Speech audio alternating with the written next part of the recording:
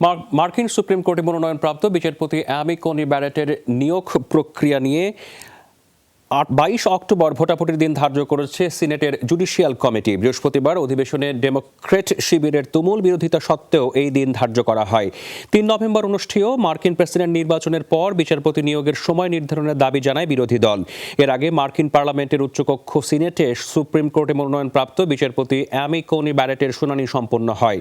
4 দিনের এই শুনানিতে ব্যারেটের কাছে বিচার ব্যবস্থা পরিচালনার পরিকল্পনা, ট্রাম্প প্রশাসনের অভিবাসন নীতিমালা, ওবামা হেলথ কেয়ার, আগ্নেয়াস্ত্র নিয়ন্ত্রণ আইনের ইস্যুর বিষয়ে জানতে চান সিনেটের কমিটি। যদিও এসব বিষয়ে নিজের দৃষ্টিভঙ্গি সম্পর্কে স্পষ্ট করে কিছু বলেননি ব্যারেট।